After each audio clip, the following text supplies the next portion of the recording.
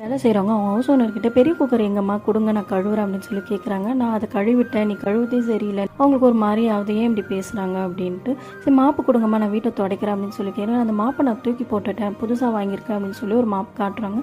அந்த நேரம் பார்த்து குழந்தை அழுகிற சத்தம் கேட்டோன்னே அந்த வீட்டு வேலை செய்கிறவங்க போய் குழந்தைய தூக்குறாங்க.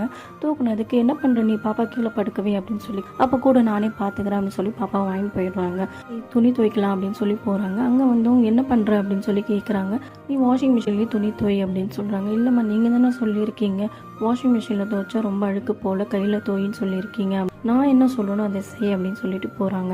சரின்ட்டு எல்லா வேலையும் முடிச்சுட்டு அவங்க கிளம்பலான்னும் போது அவங்க கேட்குறாங்க எங்கே போகிற அப்படின்னா, நான் வீட்டுக்கு கிளம்புறம்மா வேலையெல்லாம் முடிஞ்சிச்சு அப்படின்றாங்க. அப்போ இந்த பழத்தெல்லாம் எடுத்துகிட்டு போன்னு சொல்லி பழத்தை கொடுக்குறாங்க. இல்லைம்மா இது நேற்று தான்மா வாங்கினேன், எல்லாமே நல்லா இருக்குமா அப்படின்னோடனே, நான் என்ன சொல்லணும் அதை கேளு, கூட பேசாத அப்படின்னும் போது காலிங் பெல் அடிக்கிற சத்தம் கேட்குது. சரின்னு போய் கதவு திறந்து பார்த்தா புதுசாக ஒரு பொண்ணு வந்திருக்காங்க. போனால் அந்த பொண்ணுக்கிட்ட எல்லா வேலையும் அந்த பொண்ணுக்கிட்டேயே வந்து கொடுக்குறாங்க. நீ இனிமேல் எல்லா வேலையும் நீ தான் பார்த்துக்கணும், வீட்டை துடைக்கணும், துணி துவைக்கணும், எல்லாமே நீ தான் செய்யணும் அப்படின்னு. இவங்களுக்கு ஒன்றுமே புரியல, எதுக்காக இப்படி நடந்துக்கிறாங்க. அவங்களுக்கு அழுகியே வந்துடுது. உடனே சரிம்மா எத்தனை பேருக்கு சமைக்கணும்ன்ட்டு புதுசாக வந்த பொண்ணு கேட்குது. இல்லை சமையல் வேலை மட்டும் இவங்க பார்த்துப்பாங்க அப்படின்னு சொல்லிட்டு ஏற்கனவே வேலை செஞ்சவங்களும் சொல்கிறாங்க.